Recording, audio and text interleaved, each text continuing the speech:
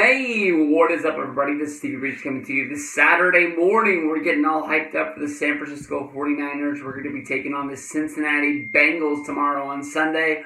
I can honestly tell you that I don't really know a lot about the Cincinnati Bengals, and that is what scares me. My buddy basically came to me last night. We were talking about, he likes the Rams. I like the 49ers. He basically was telling me that he thought the 49ers beating the Bengals was a lock. I told him that the one thing that I was really scared about more than anything else was I don't know a lot about the Bengals, and they're a team that honestly could come out and surprise me. And he honestly gave me that look like, come on, bro, it's the Bengals.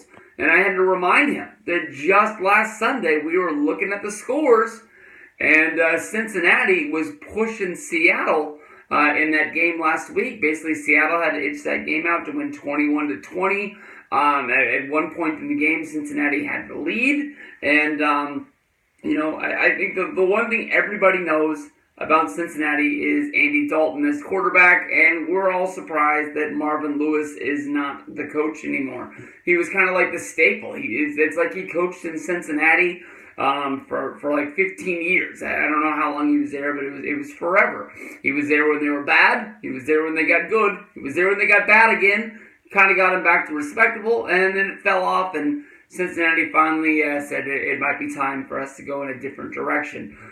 People thought that if, he was able to turn the Bengals around from being that team that would win 1 or 2 games a year to making them, at least 500, he would have a job there for life, and he almost did for his entire coaching career. So you got to tip your hat to that. But, when it comes down to it, I know that Andy Dalton is the starting quarterback. I hear a lot about the fact that they drafted a quarterback that they think is going to be the future, and Andy Dalton is kind of like, it's make or break for him. He needs to find a way to become that superstar quarterback leading this team, or he's going to find himself pushed out and having a new quarterback in Cincinnati next year. So it's almost like this, it's not a transitional period for Cincinnati because they still have Dalton as quarterback, but it might as well be. As soon as, the writing is on the wall that Cincinnati might not, make the playoffs, they're going to make that switch, and basically everything will be gone. With A.J. Green's injury, I can't tell you I know any of the impact players on offense. Bernard and Mixon run the ball out of the backfield. We had Ross with 7 catches for 158 yards and 2 touchdowns. If he walked in here right now wearing his jersey, I still wouldn't know who he was, and I'd probably honestly ask him why he was wearing a Ross Cincinnati Bengals jersey. So, I say this about freaking the receiving core of the Cincinnati Bengals.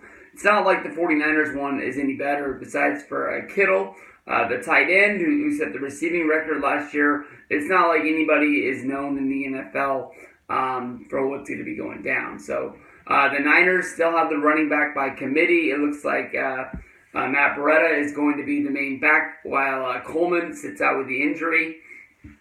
But the biggest question mark going into week 2 against Cincinnati is going to be, can Garoppolo get a passing game off the ground? Last week only 166 yards passing.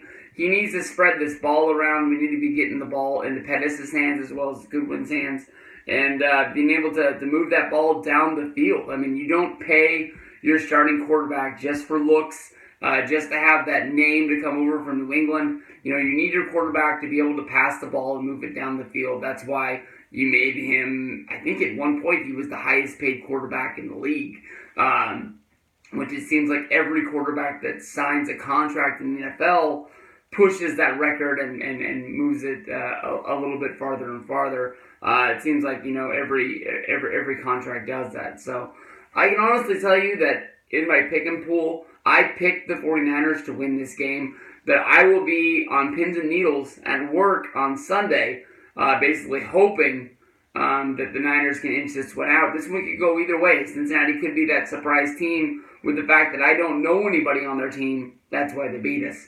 So I will be rooting. Hopefully you guys will be too. Let's go 49ers.